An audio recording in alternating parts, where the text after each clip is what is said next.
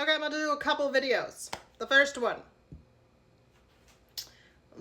one is about your body, all right, and your nervous system, and how you need to move your body because you are like an electromagnetic being. Not even like, you are. But you are like a Swiss watch that doesn't have a battery. And when you move your body, it creates energy for the watch to keep going. Your body's the same way. So if you are not moving around, you are not creating energy for yourself. Now, a lot of people don't want to move around. It hurts, it feels stuck, and blah, blah, blah. You know why? Because you need to stretch and you need to move. You need to warm those muscles up. If your body's hurting, you need to stretch. You know why? Because emotions get stuck in your fascia. And if you don't feel good about yourself, or if you got stress, like what's happening in the world today, of course you have stress, it gets stuck in your fascia. Now, what is your fascia? It's that sticky crystalline substance that moves throughout your whole body, helps you move. If you ever cut your meat or your chicken, there's this thin, clear membrane that is covering the muscle. That's fascia. So that stiffens up and gets stuck. So when you're cutting your meat, you know that stuff is pretty thin, you can pull it apart. But if you are in your body and alive and your emotions and your stress get stuck in there, it gets stiff. And the only way to get it moving is to stretch and to move your body, okay? That is going to help you feel better. Now, I was doing yoga today, and I was doing chakra yoga, and I don't really, I'm not really into this stuff, but what I am into is the fact that this is Eastern religion stuff, and it's been there for a very long time, and time means something, because if it is in there, then it means something to them, and it's worked for a very long time if it's stuck around. And then especially because they brought it over here and it has continued to work, so there's got to be something to it. So before, I couldn't do yoga because I have ADHD. Go figure. Anyway, that's not pie in the sky. It's because I have childhood trauma and epigenetic trauma, generational trauma. So it creates a big, huge amygdala to take in everything. So you're taking in all this stuff and boom, they call it ADHD. Anyway, back to yoga. So I never did it because I couldn't sit still. My brain was going everywhere and I couldn't focus on what they wanted me to focus on in the video. But ever since I discovered that your vagus nerve and your nervous system are the gateway to consciousness, and breathing calms it down, breathing into your belly more specifically, long, slow inhale, long, slow exhale. Now I can do yoga. So today I tried chakra yoga, and while I was doing it, I was like, oh, this is why it works. Because it calms your nervous system. How does it calm your nervous system? Because A, they have you breathe, and breathing calms your nervous system, okay? B, the energy centers are located in the same location as your nervous system, your brain, spinal cord, and vagus nerve. Now remember, the vagus nerve is the longest nerve in the body. It goes from the base of your neck all the way down to your butt, where your root chakra starts.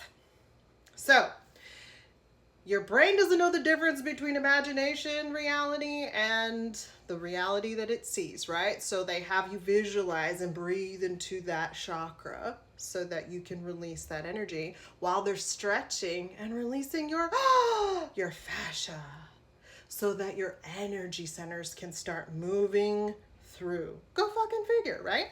So you work your stretching, you visualize into your chakra, and they do all these exercises for each different chakra all the way up. And at the very end, they finish with the Om sound, but you take a big breath. And when you take a big breath into your belly, and then you do the it goes from the base, which is in your belly, and you tighten those abs to keep going, right? Because when you are exhaling slow, your abdominal muscles have to tighten.